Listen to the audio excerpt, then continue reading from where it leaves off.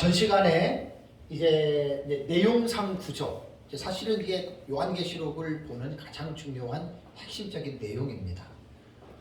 그 4월부터 10월 달까지 요한계시록을 어떻게 읽어야 하느냐, 이 긴 시간을 공부했던 거는 기본적으로 저 정도의 지식을 가지고 있어야 됩니다.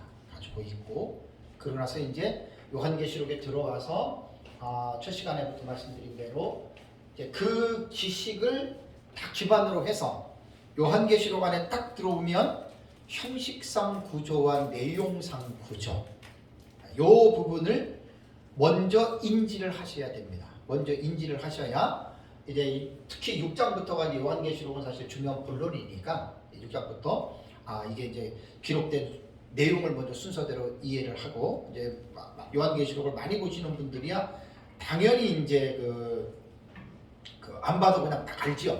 6장부터 무슨 내용이 나오는지.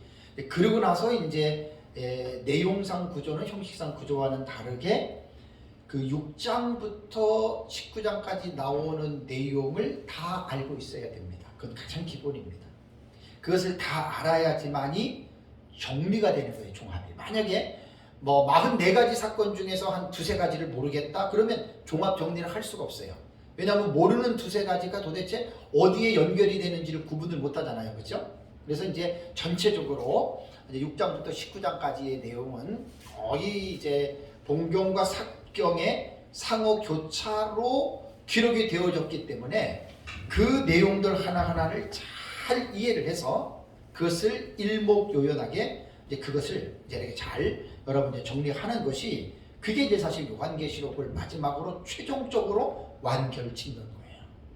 그래서 뭐 요한계시록은 다른 성경과는 달라서 이러한 여러 가지 좀 어려운 이 난해한 부분들이 많기 때문에 이러한 지식들이 우리에게는 필요하고, 또 이러한 지식을 통해서 우리가 요한계시록을 깊이 있게 또 기도하면서 하나님의 성령의 감동이 없으면 또 못 깨닫는 거예요. 그래서 그렇게 기도하셔서 이제 내용상 구조를 잘 이제 보시면 되겠습니다. 자, 그러면 이번 시간 계속 이제 내용상 구조 들어갑니다. 내용상 구조를 6장부터 쭉 들어가면 그게 이제 주해가 되는 거예요. 한 1년, 2년 할 수 있어요, 제가. 이제 책을 갖고 하면 되니까. 그거를 이제 우리가 조금 더 깊이들 알아가는 거예요. 그냥 멀리 그냥 대충 아는 거 하고, 그래서 깊이 들어가서 아는 거 하고는 이제 헤엄을 칠 때 무릎이나 허리에 있는 사람하고 몸이 잠겨서 그 둥근 뜨면서 수영하는 거하고는 차원이 다르죠, 그렇죠? 그러니까 똑같은 것도 그런 거예요. 그래서 계속해서 연구를 하면서 이제 우리가 좀 더 깊이 있게 봐야 됩니다. 그러면 이제 내용상 구조를 보는 요한계시록 6장 이후부터 또 다시 또 계속, 이거는 계속 강조 반복이에요. 반복. 계속 반복하면서 여러분들이 이것이 완전히 이게 쌓여 있어야 돼요. 그냥 쭉 하면 요한계시록 6장부터 22장까지는 몇 가지 사건이 나옵니까? 그러면 51가지. 그 다음에 6장에서 19장까지는 몇 가지입니까? 그러면 44가지. 이 딱 나와야 돼요. 1장부터 22장까지는 61가지. 그리고 요한이 몇 번을 봤습니까? 7번 보고 몇 번 들었습니까? 67번. 책에 다 나오잖아요. 이게 딱 나와야 돼요, 이게. 그래서 책에서 요한계시록을 볼 때 내가 보았다. 내가 이제 들었다라고 하는 그 에이돈이거든요. 에이돈 그러면 내가 보았다는 말이고, 아쿠사 그러면 내가 들었다는 거예요. 그러니까 1장부터 22장까지 보았다, 들었다라고 하는 동사가 명시되지 않는 문장에서도 보면은 이것은 본 거야, 이것은 들은 거야. 그래서 제가 그거를 다 정리를 해서 도표 하나에 만들어 놓은 거예요. 단 이제 그거는 제가 보는 기준입니다. 또 다른 사람이 보면은 더 볼 수도 있고 덜 볼 수도 있어요. 그건 자기가 보는 관점에 있는 거니까. 그래서 제가 밑에다가 달아놨습니다. 그러니까 저는 남의 걸 보고 한 게 아니고 그건 제가 보고 1장부터 쫙 연구를 했기 때문에 나는 자신 있게 얘기를 하는 거예요. 그러니까 1장부터 사건으로 볼 때는 몇 번 나오고 몇 장에서 몇 장까지고 도표를 딱 만들어 놨으니까 그거를 갖다가 여러분들도 이제 연구를 하셔가지고 그걸 계속해서 이제 그렇게 가르치시면 됩니다. 자, 그러면 요한계시록 6장부터가 제일 이제 중요한 부분인데, 무조건 우리가 6장부터 읽으면 여러분 요한계시록을 깨달을 수 있을까요? 네, 이거 한번 생각해 봅시다. 아무것도 모르는 사람이 예를 들어서 성경을 봤다고 생각해 봅시다. 아무것도 모르는 사람이. 그러면 아무것도 모르는 사람이 성경을 읽으면 그 성경을 알 수 있을까요? 말도 안 되죠. 그죠? 또 요한계시록 자체도 마찬가지예요. 이게 저도 참 부끄럽지만 민 목사님을 만나기 전에 한 10여 년 전에 그때 제가 사실은 종말론 알은 거예요. 목사 제가 뭐 된 지가 한 30년 정도 지금 29년쯤 되는데 몰랐어요. 그러니까 이제 나중에 이제 요한계시록 보니까 아니까 뭐 14만 4천이라든가 흰말 같은 거는 하도들 사람들이 얘기를 하니까 들은 것들이 있는데 뭐 불이 섞인 유리 바닷가, 뭐 바다에서 올라온 짐승, 땅에서 올라온 짐승 이런 것들은 제 기억이 없어요. 뭐 1260일 한때 두때 반때 종말론에 관심이 없는 사람은 그 용어 처음 듣는 용어거든요. 뭐 666 그런 거는 하도 이단과 사이비에서 여기 난리를 쳐가지고 뭐 666은 뭐 짐승의 표다 요거는 알아도 그 외에는 진짜 요한계시록은 저에게 완전히 이게 인봉된 책이었거든요. 근데 이제 좋은 스승을 만나서 요한계시록을 깨닫고 나니까 진짜 뭐 예수 믿고 지금 40년째 돼가는데 10년 전으로 하면 30년 동안 전혀 종말론에 대해서 이제 그리고 뭐 다니엘서 9장 24절 20주가 70일에 아이고 70일에 기억도 안 나요.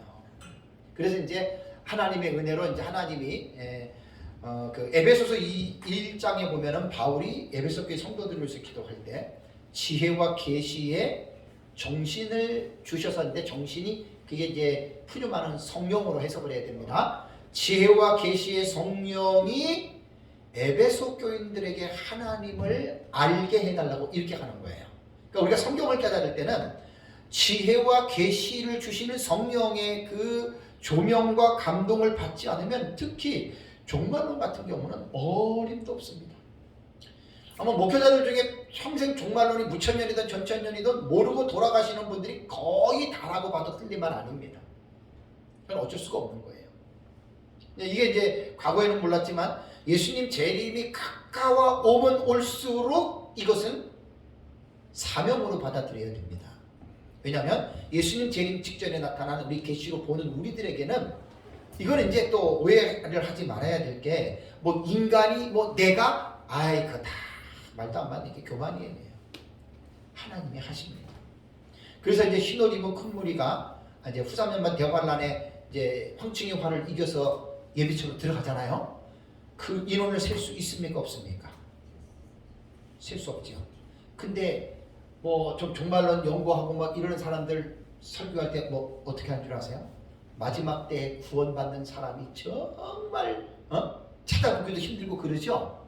그거 다 자기 생각이에요. 아무리 우리 눈에는 지금 뭐 구원받은 사람이 없는 것 같고 뭐 교회가 뭐 난장판인 것 같아도요, 분명한 것은 뭐냐면 예수님 재림 직전에 반드시 두 증인들의 사역을 통해서 하나님이 깨우실 사람 깨우십니다.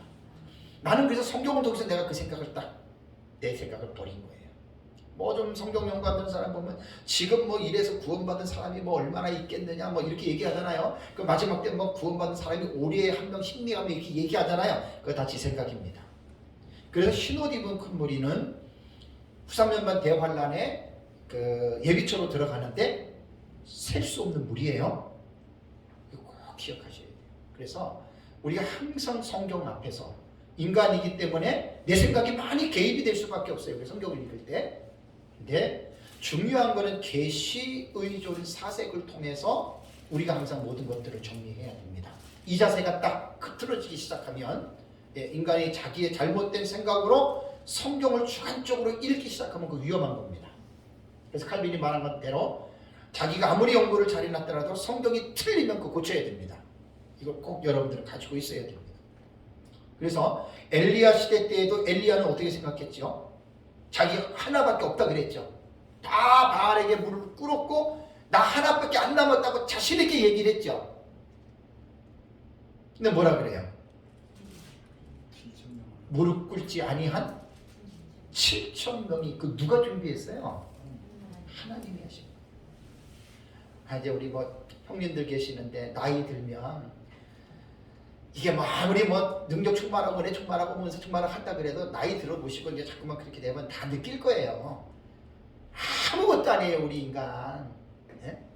하나님이 붙잡고 쓰시니까 우리가 그냥 뭐 저도 이렇게 하는 거지 나이 들고 기력 떨어지고 아무것도 아닙니다. 위대한 분은 하나님 한 분밖에 없어요. 그냥 내 시대 언제까지 살지는 모르지만 살아가는 날까지 그저 겸손하게 그냥 내가 할 일이 뭔가 하나님 시키는 대로 하다가 우리도 딱 날이 저물어 오라 하시면 영광 중에 깨끗하게 놓고 우리도 아버지 나라 들어가는 거예요. 그래서 이제 저도 이제 뭐 이제 환갑이 이제 뭐 벌써 이제 넘어갔고 이제 내년에 이제 내 때는데 예, 이제 나이가 들면 사람이 철난다는 말이 맞아요, 그죠? 그래서 사역도 그런 것 같아요. 그리고 최순환 목사님 계시지만 형님인데 참 보세요, 나이가 드시고 하니까 그래도 참 열심히 또 1월 4일날 인도 또 선교 들어가신다고 합니다. 강의하시러 내년에 참 감사한 일입니다. 네, 그래서 어쨌든 뭐 저도 그렇고 우리가 언제 하나님 우리를 부르실지 모르기 때문에 항상 준비하고 사시는 거예요. 준비하고 이제 사는 거고 종말론에 대해서 이제 특히 너무나 참 중요한 부분이면서도 어려운데 이것을 어쨌든 잘 우리가 배울 수 있도록 기도하고 발버둥 치면 난 하나님이 분명하게 나는 가르쳐 준다고 저는 믿습니다. 그래서 이제 6장 이후부터를 볼 때에는 그냥 읽는다고 뭐 내가 보면 어린 양 7인 중에 하나를 떼시는데 뭐 첫째 인을 떼니 둘째 인을 떼니 셋째 인을 일어나서 뭐 아니 이거 아니에요. 이렇게 생각하면 큰일 나는 거예요. 이거는 그 완전 이단과 사이비들처럼 되는 거예요. 이 지식을 먼저 떠올리세요. 이 지식을 깔아놓고 흰말이 있는데 그 탐자가 화를 가졌다. 그러면서 첫 번째 보는 사람이 무슨 말인 줄 알아요? 내 생물 중에 하나가 오라 하는데 흰말인데 그래서 겸손하게 우리는 우리 앞선 시대에 살았던 신학자들 있죠. 신학자들을 존중해야 됩니다. 신학자들의 책을 봐야 되는데 아무나 보면 안 되고 개혁 신학의 사상을 물려받은 사람들의 책들을 봐야지 족보 없는 사람들의 책을 보면 그것도 큰일 납니다. 그래서 신원균 교수님은 항상 말하더라고요. 개혁 신학은 족보 신학이야. 족보 신학. 그래서 꼭 기억을 하셔야 됩니다. 그래서 이제 이 부분들을 보는데 그러면 6장 이후부터의 제가 두 가지 강조하고 또 나중에 또 두 가지 강조할 거예요. 지금은 먼저 강조하고 싶은 게 뭐냐면 딱 성경을 읽을 때는 어떤 성경도 마찬가지입니다. 신학적 입장과 체계가 반드시 있어야 됩니다. 아무것도 모르고 읽는다고 되는 게 아니에요. 우리가 성경을 읽을 때 어떤 신학적 입장이 있어요. 예를 들어서 성경 이거 이거 사람이 쓴 거야. 사람이 썼는데 이거 앞뒤가 안 맞아. 이게 자유주의 신학에서 하는 말입니다. 한국의 자유주의 신학교의 모태가 기독교 시작 아시죠? 한신대 그게 자유주의의 원조입니다. 그러니까 자유주의는 성경을 어떻게 보냐면 성경은 하나님의 말씀도 있고 인간의 말도 있고 사탄의 말도 있다. 그래서 성경을 딱 보니까 사람이 쓴 건데 앞뒤가 안 맞아. 그게 고등비평에서 나온 결론이에요. 자유주의자들. 저등비평은 하등비평은 성경을 대해서 쓴 것에 대해서 나름대로 학자들이 이것이 과연 옳은지 어떤지 따져보는 이거는 전제가 하나님의 말씀임을 전제로 하는 비평은 건전한 비평이기 때문에 하등 비평은 받아들여야 되는데 고등 비평은 전제가 하나님의 말씀이라고 하는 전제가 없이 인간의 이성이 딱 기준이 되는 거예요. 자유주의 신학이 그렇잖아요. 그죠? 17세기에 자유주의 신학이 태동이 될 때 인간의 이성으로 하나님의 말씀을 보기 시작한 거예요. 그러니까 자유주의 신학이 태동하기 이전에는 종교개혁자들은 거의 다 모두가 성경은 하나님의 말씀으로 찰떡같이 믿고 성경을 신뢰하면서 봤거든요. 자유주의가 태동이 되면서 왜 이게 하나님의 말씀이지? 우리 한번 따져볼까? 인간의 이성이 된 거예요. 그러다 보니까 이것은 하나님 말씀 아니에요. 자, 이러한 신학적 입장을 가진 사람이 성경을 보았다. 예수님이 무리를 걸었다. 바람과 파도가 풍랑이신데 말씀 한마디로 잔잔하게 했다. 나흘이 된 나사로 몸에서 썩은 냄새가 나는데 나사로야 나와라 하니까 살아났다. 자, 인간의 이성으로 이해됩니까? 안 됩니까? 안 되죠. 그런 사람들은 신학적 입장이 성경은 하나님의 말씀이 아니다라는 전제를 가지고 본다는 거예요. 그렇지만 올바른 정통 개혁 신학을 가진 사람들은 성경은 하나님의 말씀으로 우리를 믿습니다. 이게 벌써 신학적 입장이에요. 그러니까 성경을 볼 때 구약 성경, 신약 성경, 역사서, 그 다음에 모세, 오경 뭐 이런 부분들 있잖아요. 그죠? 예언서 그런 것들이 다 나름대로에 보면은 그 시대에 나타나는 역사적인 상황과 배경들이 있어요. 자, 이런 것들을 먼저 그런 입장과 체계를 가지고 성경을 보시라는 이야기예요. 요한계시록이 어느 시대에 누구에 의해서 어떻게 기록이 되었고 이러한 입장과 신학적인 체계가 없이 보면은 요한계시록은 완전히 오리무중입니다. 절대로 깨닫지 못합니다. 그래서 요한계시록을 해석할 때에는 어떤 원칙과 기준이 있어야 하느냐는 정말로 여러분 중요한데 내용상으로 딱 들어오면 6장부터 19장이 제일 어려운 부분이에요. 모든 학자들이 다 모천자천다 이렇게 얘기를 합니다. 이 어려운데 그 6장과 19장을 우리가 읽을 때 아까 이제 요한계시록 1장 19절에 그러므로 내본 것과 지금 있는 것과 장차 될 일을 기록하라 구절은 예수님이 말했다 그랬죠. 그죠? 그걸 기본적으로 안 다음에 6장부터 9장 19장은 이게 본론 부분이거든요. 되게 어려운 부분이에요. 이 부분을 볼 때 사건으로는 제가 44가지의 사건이 나오는데 성경은 하나님의 말씀이지만 인간의 언어로 기록이 되어졌기 때문에 문학적인 장르로 우리가 성경을 볼 수 있어야 됩니다. 그렇다면 사건이라고 하는 것을 말할 때 성경이 이렇게 사건을 볼 때 대체적으로 일반 문학에서는 사건을 접할 때 어떠한 차원에서 접하나요? 가장 중요한 육하 원칙 있죠? 누가, 언제, 어디서, 무엇을, 어떻게, 왜. 이건 성경을 보는 가장 기본적인 자세예요. 첫째인이 내 생물 중 하나가 첫째인을 띠면서 오라! 카몬! 에루프에 오라! 그러니까 흰말을 타고 흰말 탄 자가 활을 들고 이게 나와요. 그럼 이제 누가, 어디서, 무엇을, 어떻게, 왜. 이게 이제 성경을 해석하는 가장 기본적인 성경 해석을 가진 문학적인 방식이에요. 신학이 제대로 신학을 배우지 않고 일반적인 지식의 소양이 부족하신 분들은 이런 성경을 읽을 때 이런 생각들을 아예 안 해버려요. 그리고 무조건 성경을 읽고 하나님이 계시했다, 성령님이 가면 이렇게 말하거든요. 얼마나 큰 문제가 있는지 몰라요. 그래서 신학을 잘못한 거예요. 그런 분들은 신학을 깊이 있게 공부 못한 거예요. 그러니까 목사가 신학적인 소양이 부족하면 성경을 깊이 못 읽어요. 그럼 뻔한 거예요. 이건 되게 지금 중요한 말이에요. 신학은 신학교를 다니는 것으로 끝난 게 아니에요. 신학교를 졸업할 때부터 자기 공부를 하는 게 그게 목사의 죽을 때까지 사명입니다. 저는 목사 안수 받고 10몇 년, 2, 3년 동안 이걸 나는 못 깨달았어요. 저는. 그래서 이제 교회가 부흥이 안 돼서 하나님 깨달아서 지금까지 한 20여 년 가까이 저는 지금도 계속 신학 공부를 하고 있어요. 저 혼자. 그러니까 신학교 졸업했다고 끝난 게 아니에요. 이거 잘못 생각한 거예요. 신학교를 다니면서 교수님들을 통해서 어떤 책을 읽어야 되고 요거 이제 배워 나온 거고, 그때부터는 사람 모아가지고 교회 키우는 이게 목적이 아니라 목사는 계속해서 성령의 감동으로 기록된 이 말씀을 죽을 때까지 이것과 씨름하는 게 목사입니다. 이것과 씨름해야 돼요. 죽을 때까지. 그래서 이제 여기에서 나오는 이제 이러한 부분들에 대해서 우리가 이제 첫째인 그러면 이제 육하 원칙 속에서도 이제 봐야 되고, 그렇게 해서 여러분들이 우리가 이 성경을 우리가 좀 봐야 됩니다. 그래서 사건에 대한 부분이 딱 나오면 벌써 도법에서 생각나잖아요. 사건 그러면 딱 나오죠. 5가지 해석 방식들이 있었죠. 종합적 방식까지.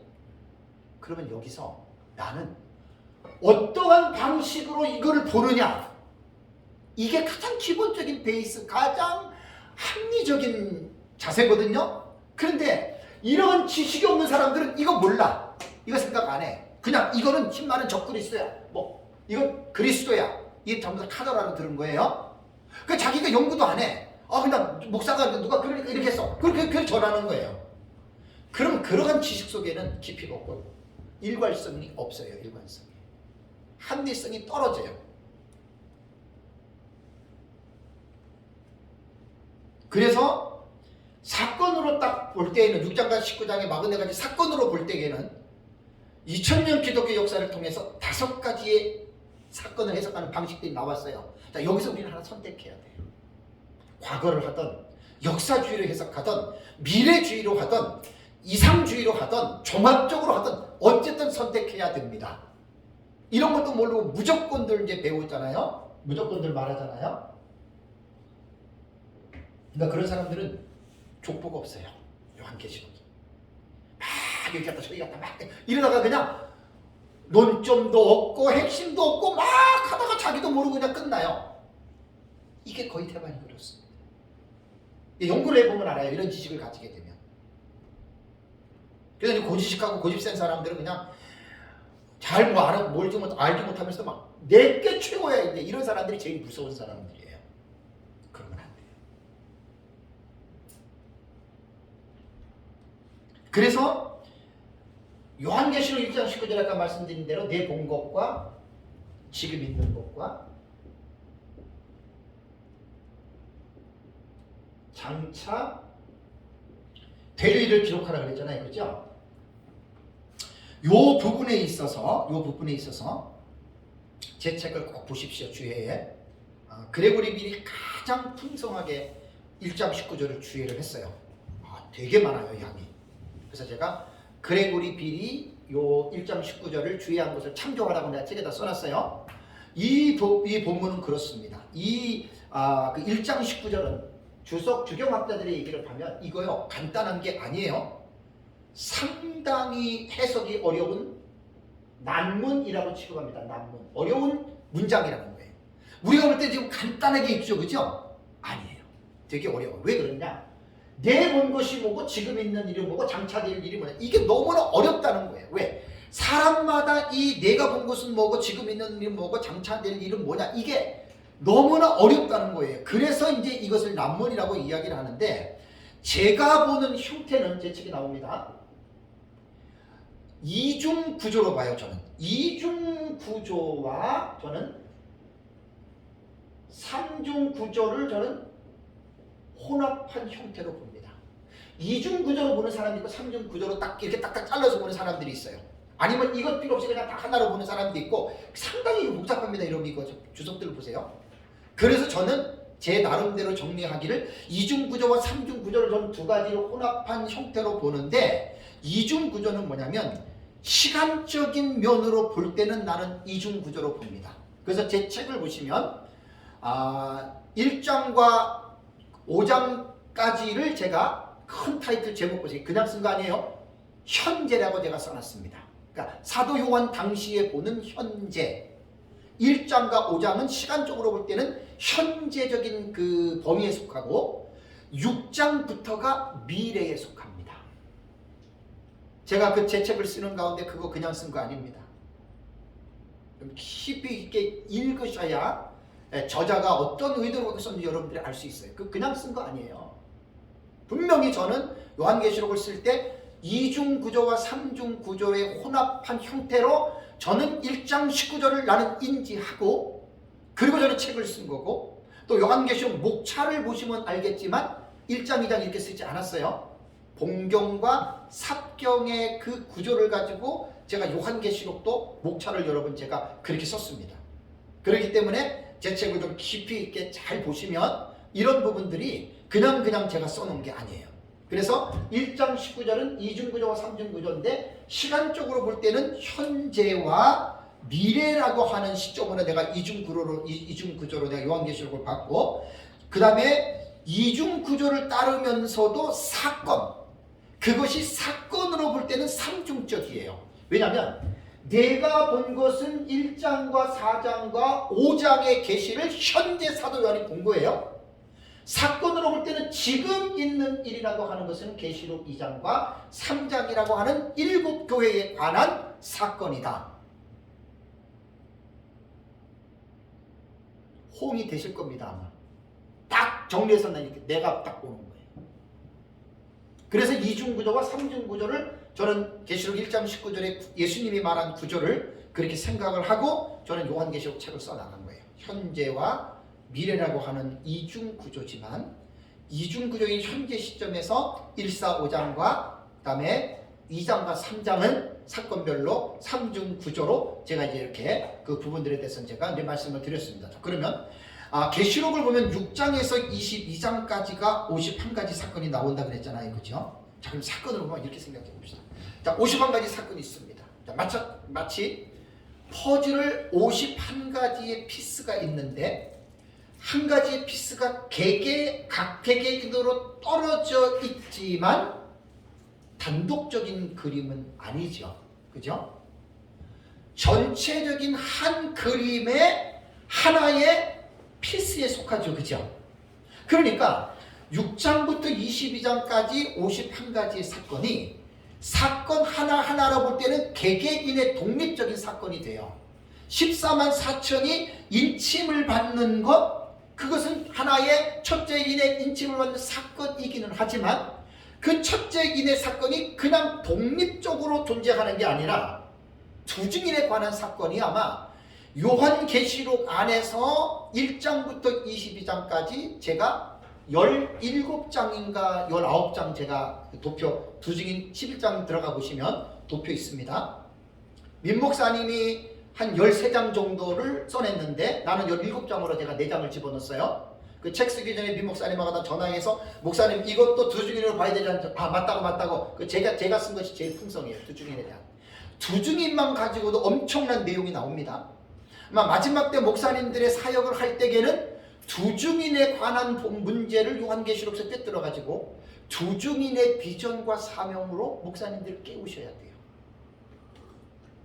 엄청난 내용입니다. 사실 이게 각 개개의 사건으로 들어가면 제가 쓸 책도 많고 할 일도 엄청납니다. 지금. 단순히 뭐 강의 몇 번 해가지고 뭐 그게 아닙니다. 사역자들을 회개하고 헌신시키고 마지막 때 이거 두 증인으로 가는 거는요, 요한계시록 안에서 17장이 두 증인에 연관된 본문이 나와요. 제 책에 보시면 11장에 두 증인 제가 하나의 도표로 그려놓고 있습니다. 그거를 깊이 있게 연구하면 앞으로도 하나님 은혜 주시면 이제 두 증인 책이 나오면 엄청날 거예요. 그 내용. 저는 두 증인을 아담부터 저는 시작합니다. 아담부터 시작해서 창세기 5장에 보면은 톨레도트가 나오죠. 족보가 나와요. 아담부터 노아까지가 10대 족보죠. 다 그 사람들 두 증인의 모티프입니다. 그 다음에 노아부터 시작해서 아브람까지가 또 10대죠. 그 전부 다 두 증인의 모티프. 그러니까 제가 나중에 두 증인을 쓰면 난 여기서부터 갖고 온다고요. 왜 두 증인이 필요했느냐? 행위 언약에 불순종하면서 타락했잖아요. 그죠? 그래서 타락한 죄인을 구원하기 위해서 하나님은 사역자를 세워야 되잖아요. 그게 두 증인의 원조가 되는 거예요. 아담부터. 그래서 창세기 5장 제가 3년 4년 전에 강의 다 들으셨죠. 그죠? 그거 아담 그 다음에 저기 누구야? 응? 셋 해가지고 쭉 해가지고 제가 10명 다 1시간씩 제가 강의를 했습니다. 그 구속사를 위해서 너무나 여러분 그런 거 중요합니다. 그래서 이제 그 두 증인을 창세기부터 끌어가는 거예요. 그리고 이제 마지막 요한계시록에 와서 14만 4천 두 증인은 앞에의 이 사역자들이 어떠한 사역자들인 줄을 알아야 이게 나오는 거예요. 근데 아담부터 시작된 사역자들 종교개혁 아주 엄청납니다. 교회사 2000년 교회사를 다 뚫어서 칼빈, 쥐빙겐리 같은 루터 이런 사람부터 시작해가지고 현대의 유명한 사역자들까지 전체의 사역자들을 아우르고 나서 이러한 사람들이 예수님 재림 직전에 종들을 세울 것이다. 흥분이 돼요. 그냥 목사, 신학교적으로 안수받고 목사가 됐다. 아이고,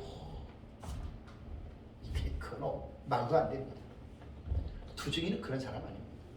목사기는 목사지만 하나님의 마음과 하나님의 입장을 가지고 구속사의 마지막 사역을 휘날레를 딱 마감하는 종들이 두 중이네요.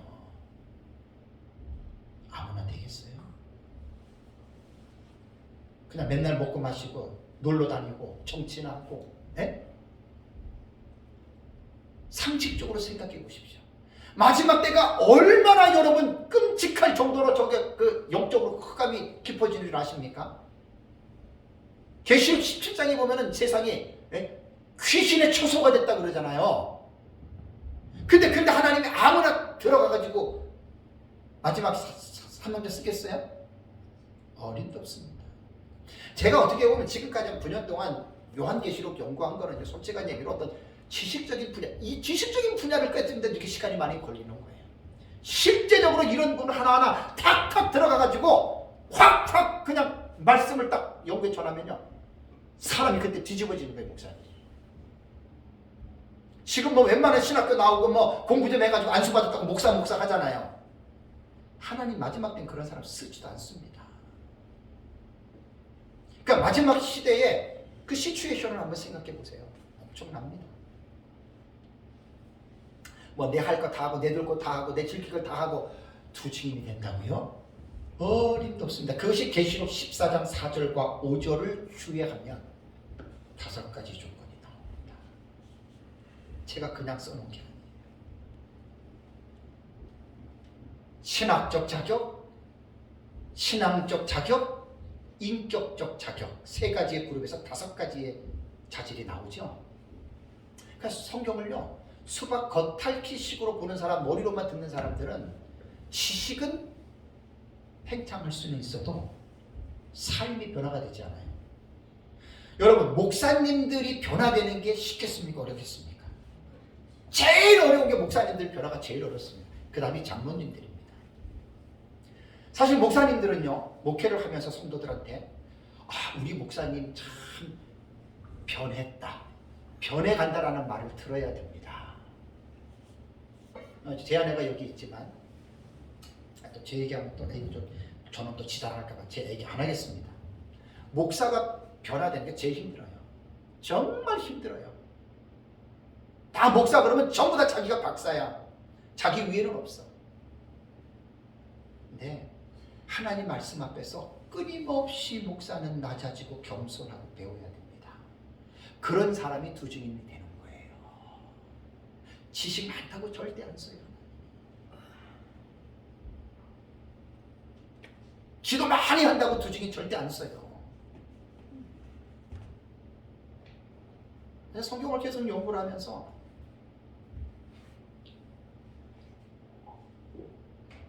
이런 부분들이 저는 깨달아지니까 지금까지 이제 이렇게 뭐 가르쳤던 거, 뭐 독법 이런 거, 이게 필요 없는 게 아니에요. 얼마나 필요합니까? 이거 좀 형식상으로 여기 내용상으로 형식상으로 보는 거, 이거 얼마나 필요합니까? 엄청난 거예요. 여기서 머무르면 요것만 커진 사람이에요. 지식만 남은 사람이에요. 변화 안 나타나요. 요것만 이렇게 하는 사람이에요. 실질적으로 성경은 지식과 입으로만 하는 게 아니잖아요. 성경을 삶으로 읽어야 되는, 삶으로. 그래서 제가 이제 강의할 때 전에부터 많이 말씀드렸잖아요. 목사님들이 요한계시록을 몰랐다가 배우면 분명한 증거가 하나 나타나야 되는데, 진짜 미래적 해석으로 우리가 이걸 깨달으면요, 반드시 목사님 변해야 됩니다. 안 변하면 그 사람 아직 깨달은 사람 아니에요. 지식으로만 알고 있는 거예요.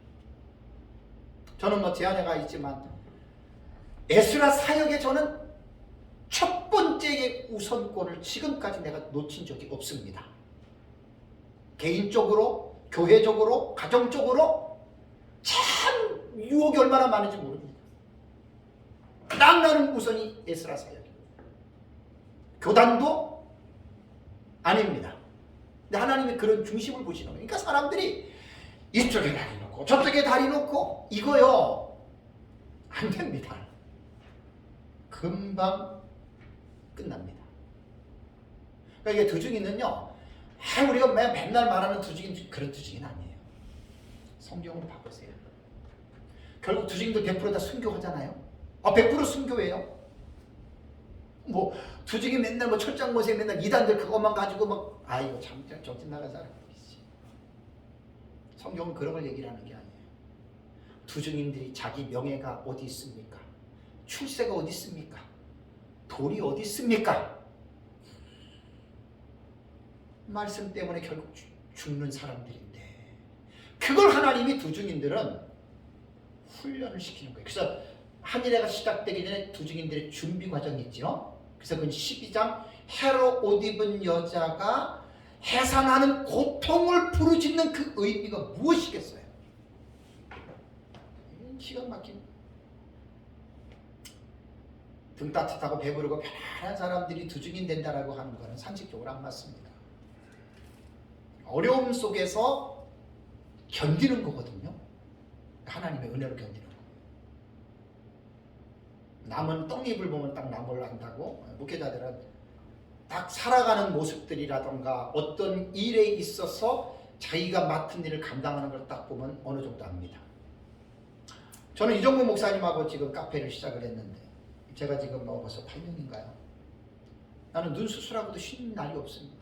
지금 내가 에베소서 때문에 내가 좀 손을 못 대서 그렇지 때려치고 싶은 적이 한두 번도 아닙니다. 그것이 얼마나 저를 괴롭히는지 모릅니다. 카페가. 왜 제가 못 그만두는 줄 아십니까? 사명이기 때문에 하는 거예요.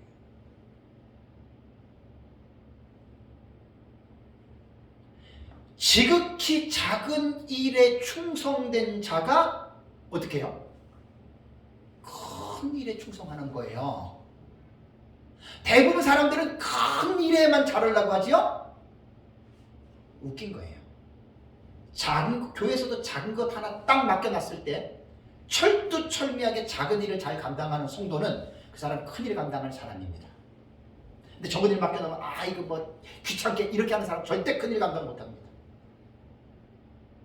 좀 두중인 얘기 나오다가 조금 이제 나름대로 좀 이 부분이 확장이 됐는데 사실 요한계시록을 이렇게 정말 이제 사역 면에서 가르치고 이렇게 하면 귀 있는 자는 반드시 변화가 됩니다. 목사님들이 가슴을 치게 됩니다.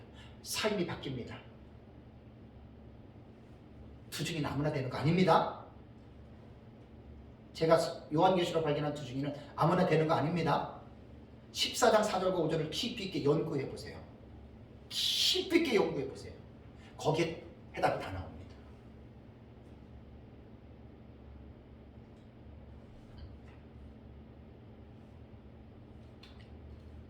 그래서 이제 내용상 구조로 볼 때 신학적 입장과 이 체계를 우리가 이제 무시할 수가 없는데, 신학적 입장이라고 하는 말은 우리가 이제 6장부터 19장까지 지금 읽었잖아요. 44가지 사건이 나오잖아요. 그럼 이거를 신학적 입장이 뭔가? 어떻게 우리는 이것을 이 요한계시록 6장부터 19장의 계시를 어떻게 우리는 어느 입장과 어떤 기준 위에 이 6장부터를 봐야 되느냐. 이거 되게 중요한 거예요. 자, 여러분 집을 질 때 아무데나 막 그냥 콘크리트 퍼가지고 집 집니까? 집 질만한 장소 찾죠, 그죠? 장소 찾아가지고 집 올라가는 그 무게 하중 다 생각해서 지압하고 다 하지요?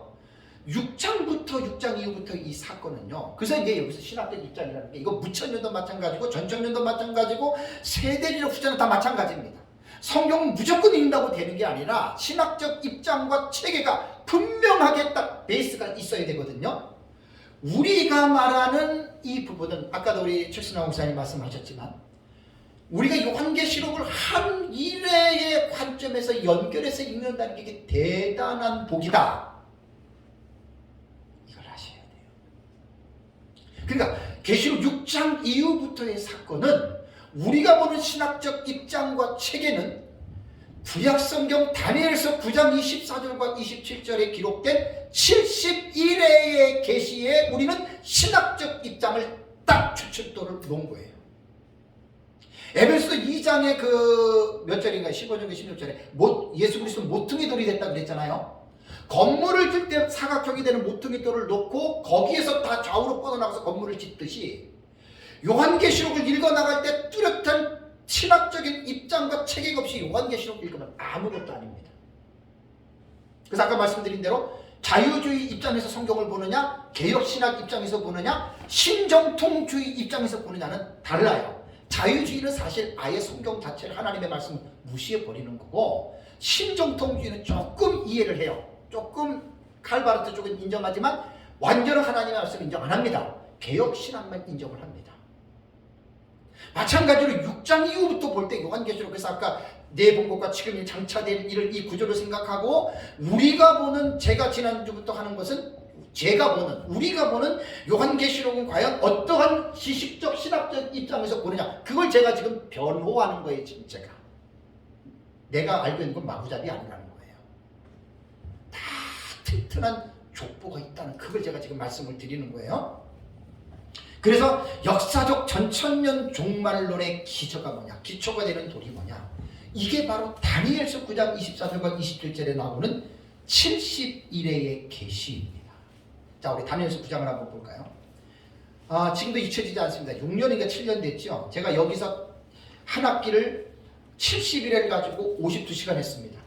그때 제가 엄청 은혜를 받았습니다.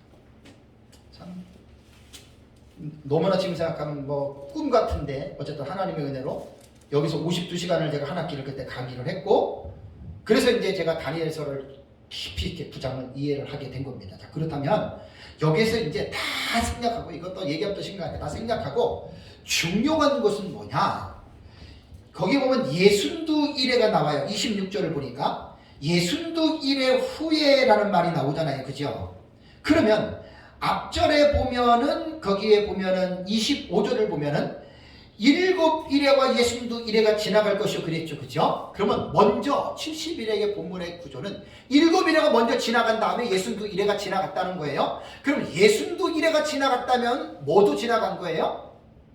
7일에도 지나간 거예요. 그러면 예순두 일해가 지나갔다면 70일 중에 몇 번째 일해가 지나갔다고요?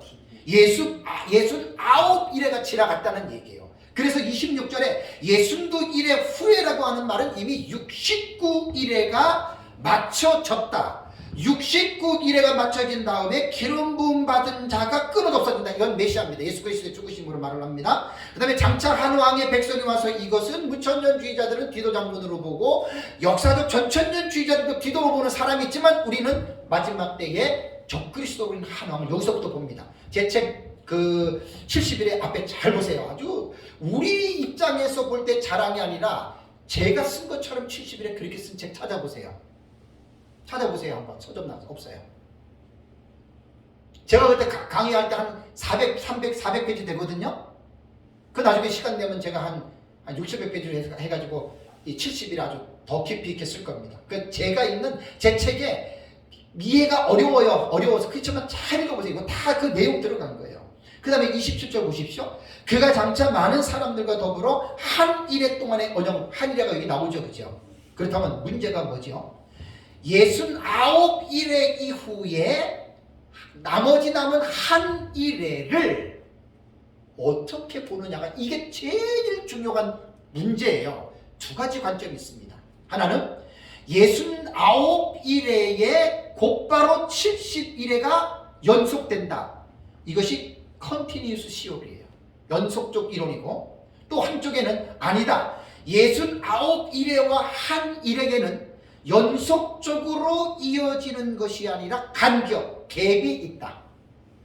요거 딱 두 가지가 논점이 되는 거예요. 70일에서는. 그러면 이 연속이론, 69일에와 70일의 한 일해가 연결된다라고 하는 이 해석은 누가 하느냐면, 전통적 메시아 해석법과 자유주의 해석법과 기독교의 해석법은 컨티니우스 시오리로 해석합니다. 연속적 이론. 그러니까 아주 오래돼가지고 이거 말하라면 말할 수 있겠어요? 전통적 메시아는 뭐 어떻게 보고, 자유주의는 어떻게 보고, 기독교는 어떻게 보고, 연결돼서 보지만 입장이 다릅니다. 왜냐하면 전통적 메시아 해석법의 선두주자가 에드워드 제이형입니다.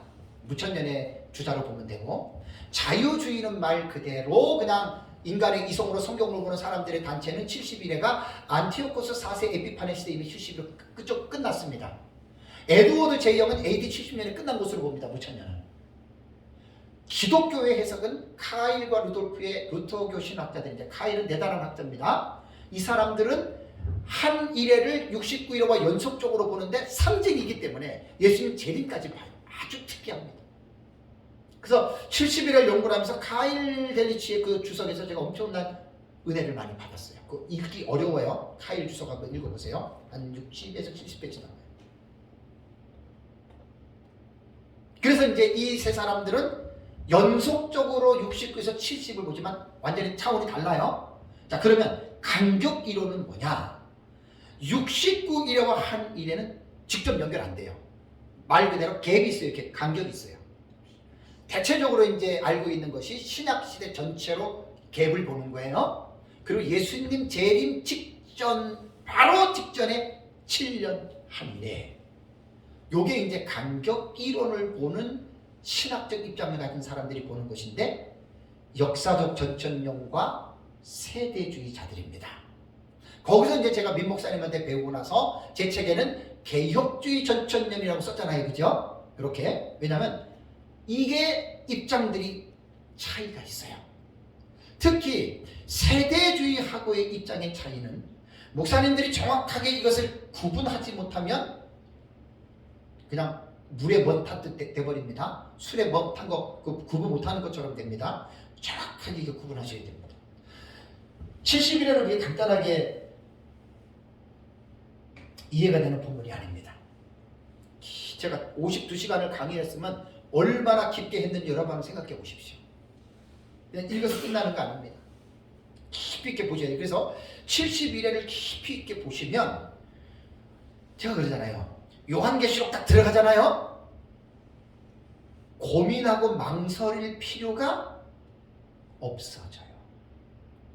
71회를 제가 이제 그 채찍에 쓴 데도 여러분들이 이해하시잖아요. 요한계시록 6장 딱 들어가잖아요. 할렐루야 하고 다 들어가 버려요. 요한계시록 6장을. 이게 왜 그러냐면 한 일회가 70일의 계시에서 남았잖아요. 그죠? 아직 한 일회 안 왔어요.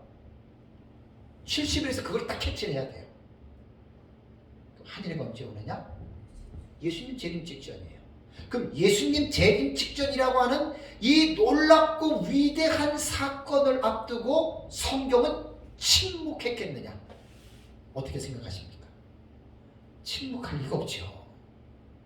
어떻게 보면 가장 큰 하이라이트라고 말할 수 있는 예수 그리스도의 재림을 앞두고 하나님이 침묵하신다면 그거는 하나님의 성품 속에 위배가 되는 거예요. 얼마나 여러분 하나님이 자상하시고 섬세하신 줄 아십니까? 내가 상당히 성격이 꼼꼼하고 자상해요. 제 안에는 그게 좀 불만인 것 같아요. 너무 그래가지고. 근데 여러분 하나님은 얼마나 자상한지 모릅니다. 우리 일거수일투족 여러분, 욕 같은 경우는 침상길도만도 놓지 않는다 그랬죠. 우리 살아가면서 사람 만나는 거, 배우자 만나는 거, 죽는 거, 사역하는 거 다 그분이 섬세하게 디자인하시고 그분이 다 이끌어 가신 대로 우리가 하는 거예요. 하나님만큼 자상하고 하나님만큼 섬세한 분이 있으면 나오라 그랬어요. 어림도 없습니다. 너무 섬세하십니다. 그런 분이 예수 그리스도의 재림을 앞두고 과연 그 재림 직전에 일어날 징조에 대해서 하나님께서 침묵하셨느냐? 말이 안 됩니다. 그래서 예수 그리스도의 재림하시기 직전에 어떠한 일이 일어날 것인지에 대한 이 시크릿, 이 비밀을 요한계시록 6장에서 19장에 하나님이 약 44가지의 사건으로 하나님이 기록을 해 놓았다. 우리는 이렇게 보는 겁니다. 근데 이제 이것이 처음 듣는 사람은 이건 뭔 소리야? 이렇게 생각합니다. 그건 어쩔 수 없는 거예요. 우리는 그렇게 보는 거예요. 그래서 제가 요한계시록 주의책을 낼 때 왜 앞에 100페이지를 할애해가지고 70회를 넣은 줄 아세요? 그래서 넣은 거예요. 신약 성경은 구약 성경이 없이 신약 성경은 필요 없습니다. 구약 성경이 없는데 신약 성경은 있다? 폐기 처분해야 됩니다. 구약 성경이 있기 때문에 신약 성경이 가치가 드러나는 거예요. 그리고 구약 성경도 신약 성경이 없으면 구약 성경 미완성입니다. 쉽게 말하면 이스라엘 백성들은 지금도 구약 성경만 보고 있죠. 그러니까 그들은 구약에서 약속한 메시아를 아직도 기다리고 있죠. 미완성이에요. 신약과 구약은 한 통입니다. 이거 절대로 구분하지 마십시오. 그다음 통과. 그래서 이 70일의 계시는 정말로 너무나 엄청난 중요한 부분이 있기 때문에 우리는 여기서 이제 우리는 간격 이론을 우리는 따른다는 거예요. 간격 이론. 그래서 간격 이론을 딱 따지면 결국은 이제 쭉 요한계시록을 연구해 나가다 보면 이게 이제 한 일에게 초점으로 딱 맞춰서 보면 이게 또 기가 막혀요. 이거를 사실 제가 발견한 게 아니라 제가 사사받았던 민병성 목사님이 하나님의 은혜로 특별하게 준비시킨 거예요. 종말의 사역에 있어서. 제가 민 목사님을 만난 거는 내가 만나고 싶어서 만난 게 아니에요. 하나님의 섭리입니다. 하나님의 섭리로 만났기 때문에 인간 되실 건 하나도 없습니다. 하나님이 하신 일이고. 그래서 이제 이 그 계시를 계속해서 지금 이제 이어나가는 거예요. 저 나름대로 지금. 그러니까 어쨌든 지금 70일의 계시는 너무나 중요한 계시인데, 그렇다면 70일에와 요한계시록을 연계시켜서 보는 이 해석은 도대체 누가 언제 이 해석법을 기독교 역사 가운데에 이 해석법을 만들었을까? 이거 되게 중요합니다. 목회자들이 역사신학적인 입장이 둔하면 큰일 납니다. 역사신학에 대한 교회사에 대한 부분이 정통해야 됩니다. 세상은 어떻게 되는 줄 아십니까? 다 돌고 돕니다. 이단이고 사이비고 다 초대교회 다 있었습니다. 다. 그래서 교회사에 능통한 사람들은, 역사를 깊이 아는 사람들은 미래를 예견할 수 있는 예지의 능력을 갖고 있습니다. 뭐 하나님에게 뭐 예언의 능력을 받아서 그런 거 말고 역사를 통해서 딱 앞날의 미래를 볼 수 있는 이 해안이 그런 사람들에게 주어진 거예요.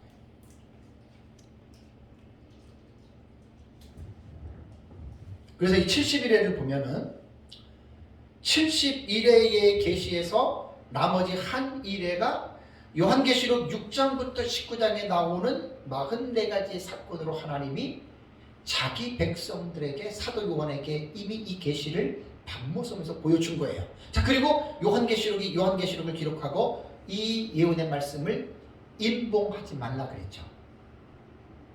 그래서 귀 있는 자는, 들을 귀 있는 자는, 볼 눈이 있는 자는 이것을 발견하는 거예요.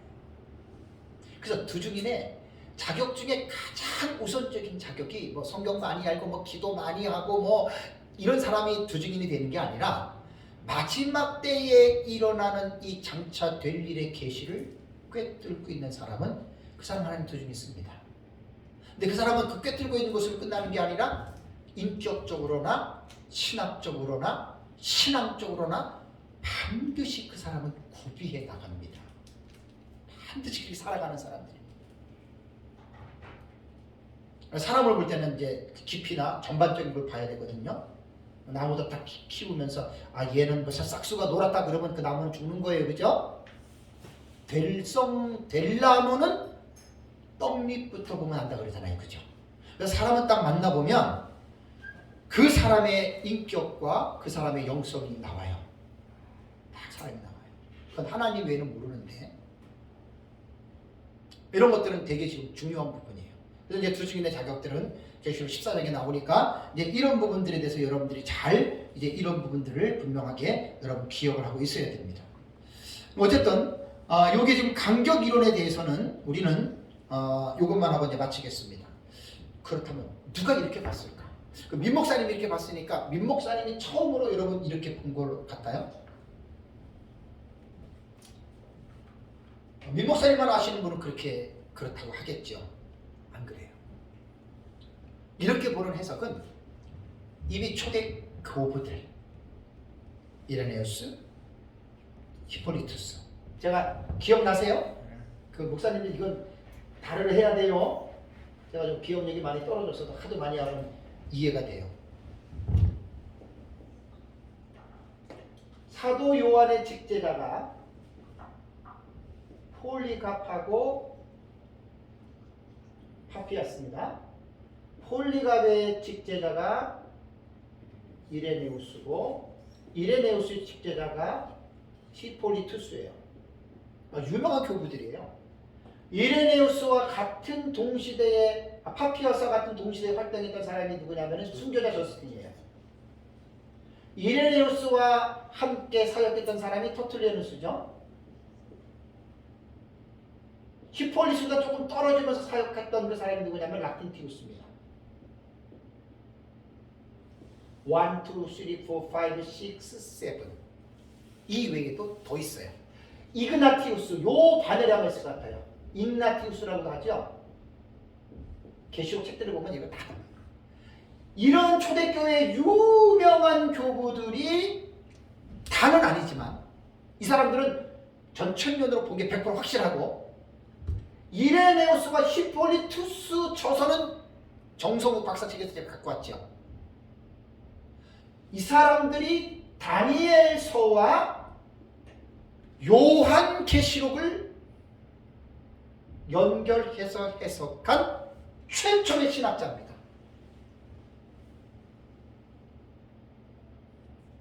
잘 아셔야 돼요.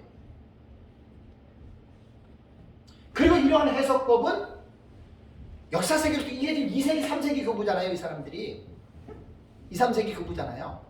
그러니까 이들에 의해서 계속 해석법이 내려오다가 이제 5세기에 어거스틴에 의해서 무천년이 불이 붙으면서 말미암아 전천년이 없어진 게 아니고 그냥 물 밑에서 이렇게 하나님이 이 사상을 이어오게 하신 거예요. 그러다가 이제 19세기 세대주의가 다비에 의해서 시작이 되면서 세대주의가 우리로서는 감사한 게 역사적 전천년 초대교회 교부들의 종말론을 가지고 온 거예요. 한 가지 아쉬운 건 뭐냐면 역사적 전천년 종말론은 예나 지금이나 확립된 게 없어요. 정체성 없어요. 제일 복잡한 게 역사적 전천년이에요. 19세기는 더더욱 역사적 전천년은 특별하게 이렇게 드러난 게 없어요.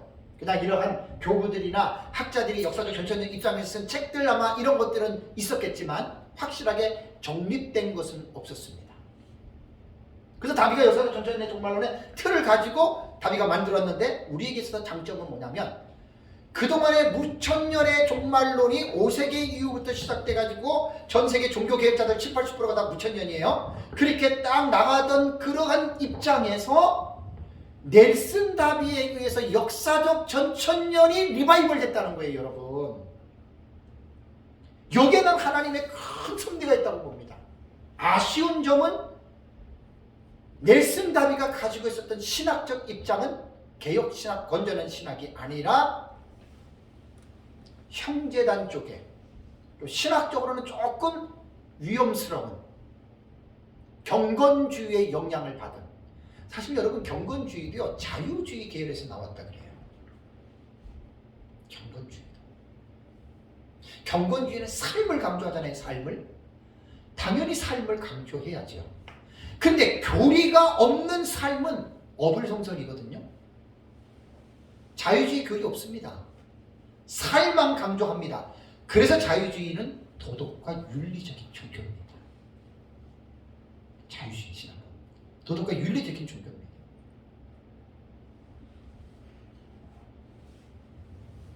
그래서 이제 다비에 의해서 역사적 전천년이 다시 이제 그것이 리바이벌이 된 거예요. 그러면서 이제 그동안에 무천년의 그 영향력 때문에 잠잠했던 역사적 전천년이 전 세계를 순식간에 덮어버렸잖아요. D.L. 무디 같은 경우 다 그 전천년, 세대주의 전천년입니다. 다 그렇게 된 겁니다. 그래서 우리는 내용상으로 보는 구조에서 제가 지금 이제 이제 지난 시간에 제가 그 총론 계시하고 연관 계시하고 연결 계시하고 이렇게 얘기하다가 지금 이제 조금 더 이제 깊이 들어와 가지고 이제 요 신학적 입장을 여러분 분명하게 세워야 된다는 거. 성경은 무조건 읽어내는 게 아니에요. 그래서 이제 요한계시록은 6장 이후부터는 우리는 다니엘서 9장 24절과 27절의 계시를 가지고 오는데 이 계시는 초대교회 교부들이 예수와 히폴리투스의 글에 이 사실이 나온다. 그 우리 족보가 보이죠, 그죠? 네?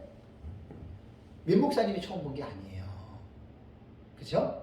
이미 2, 3세기 때에 이렇게 쭉 내려오는 그 신학적인 건전한 물줄기를 우리는 어떻게 해요? 탄 거예요. 감사하지 않아요, 여러분? 이만이나 박태선이나 그런 이단들이 말했던 그러한 족보에 우리가 앉았다. 아이고 죽어야지요. 안 그렇습니까, 여러분? 그래서 여러분 꼭 기억하십시오. 개혁 신학은 족보 신학입니다. 교회에서 2000년 동안에 정확한 바른 신학을 딱 따랐던 족보들이 있어요. 이제 교회사가 좀 약간데 좀 공부를 하고 있지만은, 우리나라에 지금 미국의 마지막 그 프린스톤에 있었던 신학자 그 메이첸 있죠, 메이첸. 메이첸에 대한 그 부분을 미국에서는 이제 잘 정리를 해야 됩니다. 우리나라 지금 신학이 메이첸 개혁주의를 가지고 온 거예요. 박윤석, 박형룡 박사님이. 그러고 나서 이제 그 메이첸 이후에 이제 신복음주의가 플로 신학에서 오켄가나 이런 사람을 통해서 플로 신학교가 생기면서 완전히 복음주의가 뉴 가스플리즘 해가지고 신복음주의에서 사상 자체가 개혁 신학에서 점점 멀어지게 된 거예요. 그래서 신학적 입장도 좀 알아야 되고, 어쨌든 이번 시간에 좀 마무리를 하겠습니다. 이번 시간에 마무리를 하는 것은 어쨌든 우리의 그 요한계시록을 해석하는 우리의 신학적 입장과 기준은 다니엘서 9장 24절 27절에 70일의 계시에 우리는 뿌리를 받고 있는데, 가장 중요한 70일의 계시에서 69일에와 마지막 한일의 70일의 사이가 연속적이냐 간격 이론이냐. 우리는 간격 이론을 따른다. 그래서 간격 이론을 따르면서 그 한일에 대한 내용이 요한계시록 6장과 19장의 44가지 사건으로 해결된다. 놀라운 일입니다. 요거를 앞에 제가 다 부연 설명 1시간 다 빼버리고 결론적으로 다니엘서가 이렇게 됩니다. 그럼 사람들이 감동이 올 것 같아요? 안 올 것 같아요? 안 와요. 갑자기 이렇게 딱 말하면 그래요? 이렇게 끝나요. 그래요가 와 이렇게 달려면 많이 설명해 주십시오. 많이 설명해 주면 그래요가 와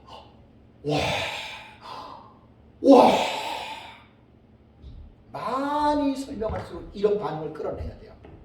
아까 이종국 목사님 얘기했지만 목사님들의 중병이 뭔 줄 아십니까? 빨리빨리 간단하게 요약만 단낱 그것입니다. 깊이 못 들어갑니다. 정말 오늘 연구를 하면서 이거 1, 2년 배워가지고 어림도 없습니다. 이거 수박 것만 하는 겁니다. 수박 것만 하는 겁니다. 제가 요즘에 생각해보면 말도 못합니다. 잠깐 쉬겠습니다.